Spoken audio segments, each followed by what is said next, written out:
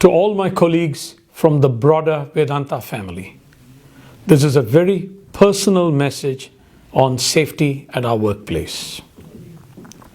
Safety is our first value.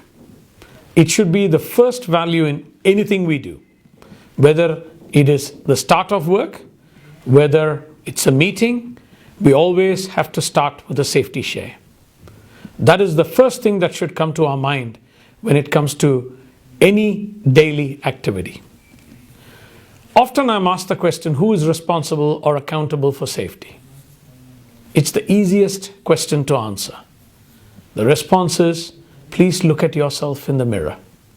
You will see the person who is responsible for your own safety and the safety of that of your colleagues.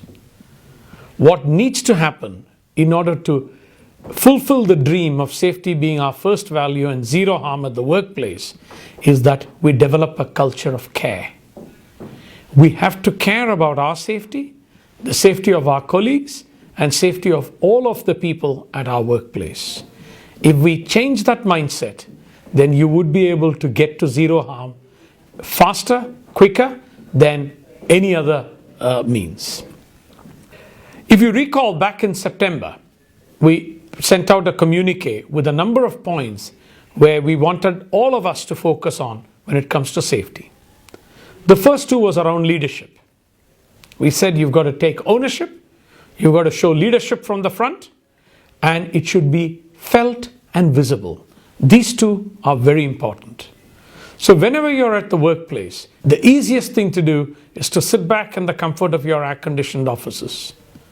Walk around the shop floor, walk around the plant, walk around the mine, and ensure that safety is actually implemented at the workplace. And you will see the change that you bring to the workplace when they know that you, as senior management, are actually walking around and living the true value of safety. We need to change the mindset. The mindset has to change to one where we say we will not compromise on safety. We will follow our safety policies and procedures. We will not deviate. If there are unsafe working practices and areas, we should stop and we should ensure that those areas are corrected before we get back in to start work in that area. Human tendency is to cut corners. Once you've cut corner once and you feel that no accident has happened, it tends to repeat itself. But rest assured, at one stage, that cutting of the corner is going to cost a human life and it will never come back. So ensure that you do not take chances. You may be lucky today, but you may not be lucky in 10 days' time. Please do report near misses and high potential incident. This is not a witch hunt. The reason we want everybody to report this is so that we can share and learn from one another's experiences. There are lots of technological and mechanical aids available to improve safety. A number of our business units are actually using them. So continue to use them and spread their use. You will find that they improve your safety performance. We do have a number of business partners who work with us. Treat the business partners and their employees as one of our own and ensure that they also follow the safety standards and discipline. If they do not have the technical capability nor the knowledge to implement safety, show them how it should be done. In the selection of your business partners, ensure that safety is one of the key criteria which you use to determine which partner you actually employ in your business. Finally, take prompt action. If someone has done a very good job on safety, take prompt action to pat the person on the back and say you've done a very good job. Likewise, if someone hasn't performed well on safety, then take prompt action to correct that behavior. Unless you act, status quo will remain, and status quo is never good enough. So taking that into account, we clearly want you to take and embrace safety as your first value, to develop the culture of care, and to take ownership that you are accountable for everyone's safety.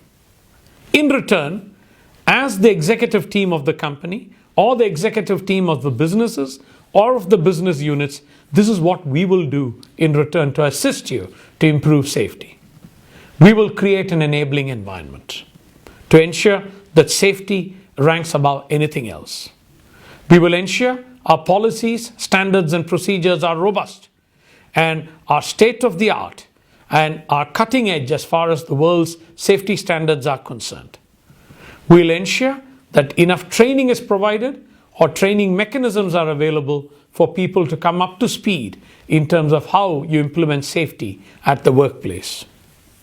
When we visit the business units, we will perform visible felt leadership. We will walk around so that people do know that we accept and we are actually the people who are driving safety as the first value. We will lead by example here. In addition to all of that, what we will also do is to put safety above everything else. And we will create an enabling environment by establishing safety forums or safety centers of excellence where you can share ideas. And I know a number of business units have already established these, which are working successfully. We will implement consequence management. If someone has done a good job, that example will be made known. We have instituted awards for business units. Safety is one of the key criteria. And it's amazing when a unit is actually performing well on safety, it tends to perform very well on every HSE metric and in terms of volume, costs, and margin also. A safe operation is a predictable operation and a very productive operation. At the same time, when someone has actually not shown duty of care and has intentionally deviated, we will establish due process and we will take consequence management after the process has actually gone through. We will not compromise on that front. Our performance management metrics will be changed to give greater emphasis both in terms of quantum of safety and also the measures we use for safety. It will not be output driven, but it will be input driven in terms of how many safe controls are we actually adhering to, how are we training our people, and how quickly we correct any deviations from our control. Here are 3 examples which we will do. So we will drive the change in behavior across the organization by our own leadership, by our own adherence to safety value, by proper standards and an enabling environment, by consequence management and performance management. We cannot do this alone. We have over 100,000 people working for Vedanta globally.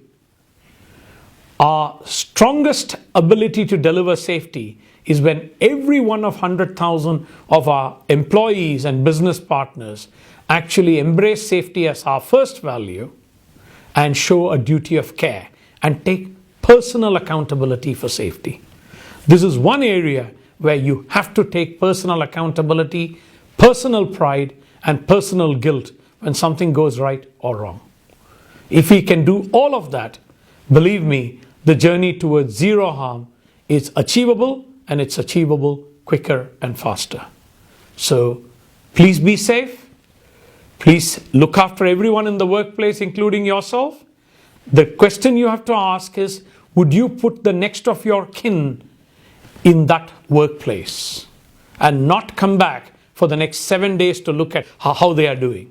If you cannot answer that question with conviction, then you need to sort out the safety in that workplace.